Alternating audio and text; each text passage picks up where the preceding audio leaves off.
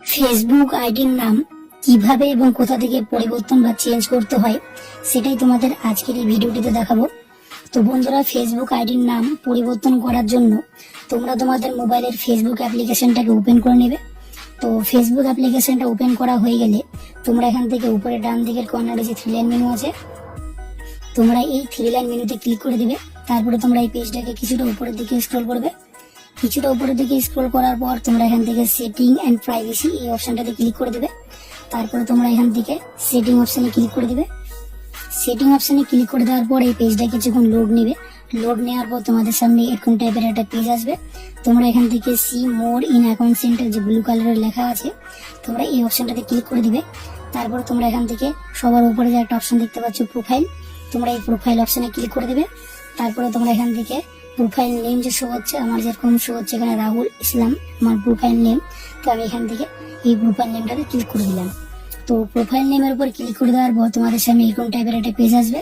তো তোমরা এখান থেকে তোমাদের ফেসবুক আইডির নাম চেঞ্জ করতে পারবে, ইউজার নেম চেঞ্জ করতে পারবে, ফেসবুক আইডিতে যে প্রোফাইল পিকচার আছে সেটাও চেঞ্জ করতে পারবে এবং আফটার এটাও চেঞ্জ করতে পারবে।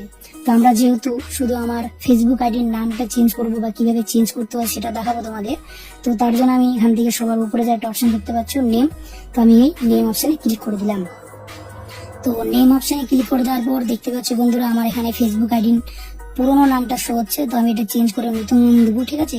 তো আমার আগের নামটা শো হচ্ছে এখানে ফার্স্ট নেমের জায়গায় রাহুল, মিডিল নেম আমার যেহেতু নাই তার জন্য দেওয়া নাই, এবং ইউজার নেম বা লাস্ট নেম আমার ইসলাম আছে, ঠিক আছে।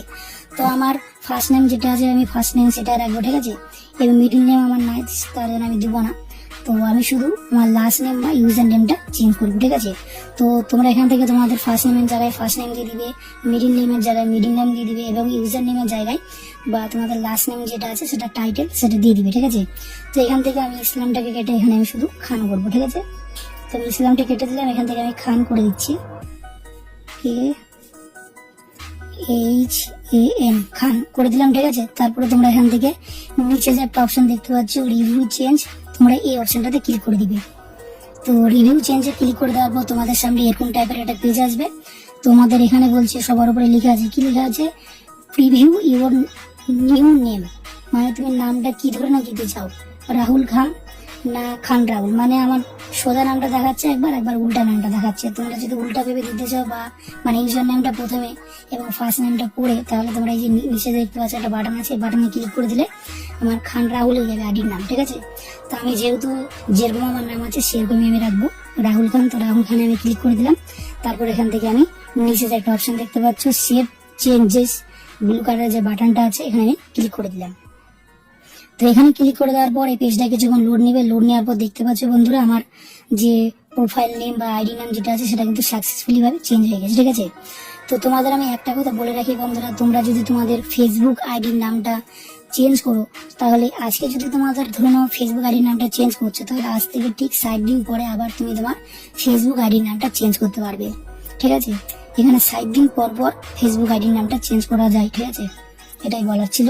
তো আমার নামটা চেঞ্জ হলো কিনা সেটা তোমাদের আমি দেখে দিচ্ছি। প্রথমে তো দেখলে আমার ফেসবুক আইডির নাম ছিল রাহুল ইসলাম।